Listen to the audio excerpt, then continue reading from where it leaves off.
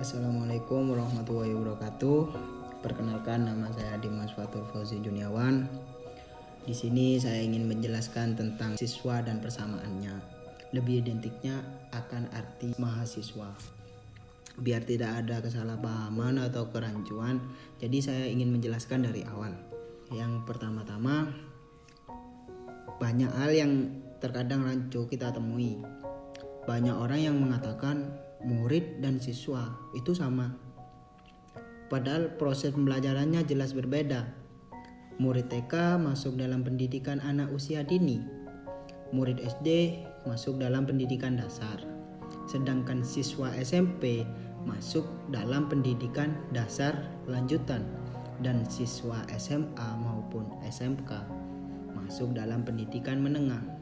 Namun persamaan murid, siswa dan mahasiswa adalah mereka sama-sama peserta didik yang berhak mendapatkan layanan pendidikan sesuai dengan jenjang yang sedang ditempuhnya.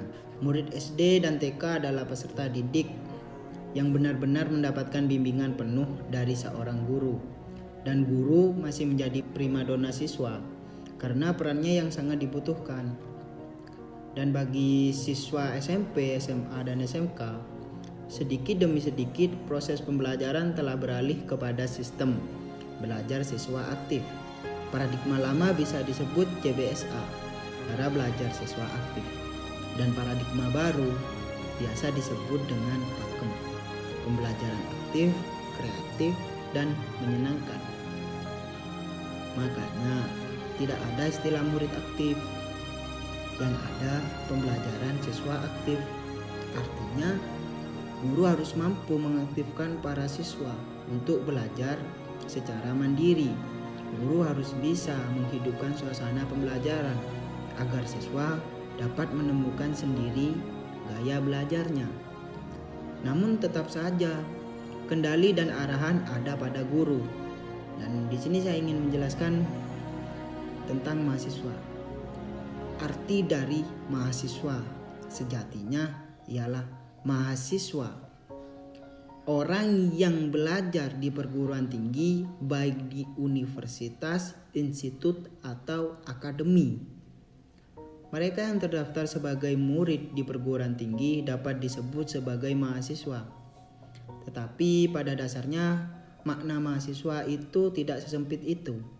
Terdaftar sebagai mahasiswa di sebuah perguruan tinggi hanyalah syarat administratif menjadi mahasiswa. Tetapi menjadi mahasiswa mengandung pengertian yang lebih luas dari sekedar masalah administratif itu sendiri. Kemahasiswaan berasal dari subkata mahasiswa, sedangkan mahasiswa terbagi lagi menjadi dua suku kata, yaitu maha dan siswa, yang dimana maha itu artinya dan siswa artinya pelajar.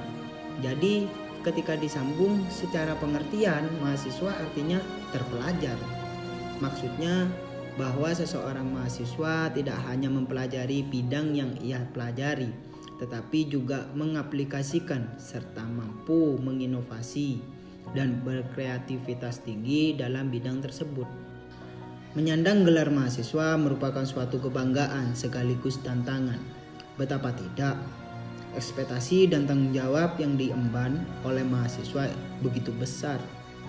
Mahasiswa adalah seorang agen pembawa perubahan, menjadi seorang yang dapat memberikan solusi bagi permasalahan yang dihadapi oleh satu masyarakat bangsa di berbagai belahan dunia.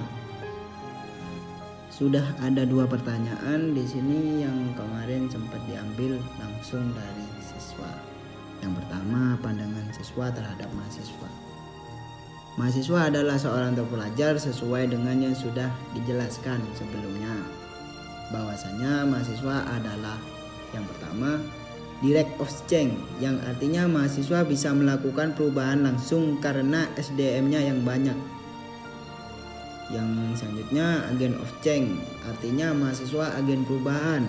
Maksudnya SDM untuk melakukan perubahan. Yang ketiga, iron stock, sumber daya manusia dari mahasiswa itu gak akan pernah habis. Dan yang keempat, moral front, mahasiswa itu kumpulan orang yang memiliki moral yang baik. Dan yang terakhir, social control, mahasiswa itu pengontrol kehidupan sosial. Contohnya, mengontrol kehidupan sosial yang dilakukan masyarakat. Pertanyaan yang kedua, poin yang dicari siswa dalam menentukan kampus. Di sini ada 6 yang harus diketahui oleh seorang siswa. Yang pertama, tentukan beberapa program studi yang mendukung bidang ilmu yang kamu pilih. Dan yang kedua, cari tahu perguruan tinggi yang menawarkan program studi tersebut. Dan yang ketiga, tentukan jalur seleksi yang akan ditempuh untuk masuk universitas. Dan yang keempat, petakan tingkat persaingan dari alternatif prodi yang diminati. Dan yang kelima, optimalkan peluang penerimaan di setiap jalur seleksi. Yang terakhir, nomor 6, tentukan bidang ilmu yang ingin ditempuh. Kesimpulan, seseorang pasti akan terjun ke ruang lingkup masyarakat. Akan tapi sebelum itu ada beberapa orang yang setelah lulus SMA sederajat, ada yang melanjutkan kuliah dan ada juga yang langsung bekerja. Dalam hal ini saya mau memberikan motivasi terhadap orang yang melanjutkan jenjang yang lebih tinggi seperti perkuliahan untuk membuka wawasan pemikiran yang lebih luas. Karena kenapa? Banyak mahasiswa sekarang salah dalam penanggapan suatu jenjang yang dijalankannya. Contoh, seperti anak yang sekarang di kuliahan agar bisa dapat bekerja di suatu perusahaan tertentu, bukan berpikir bagaimana dia membuka lowongan pekerjaan dengan ilmu yang dia dapatkan di perkuliahan. Jadi, ubahlah pola pikir Anda agar dapat memberikan manfaat dengan hasil yang kau dapatkan di jenjang perkuliahan. Dan di sini saya ingin menjelaskan sedikit motivasi. Berbuatlah apa yang kau senangi menjadi manfaat bagi semuanya. Jika kalian tidak pintar, maka berusahalah Anda menjadi yang lebih berguna. Sekian dari saya. Apabila ada salah kata atau salah dalam ucapan, mohon maaf. Wallahul muwaffiq ila aqwamit thoriq. Assalamualaikum warahmatullahi wabarakatuh.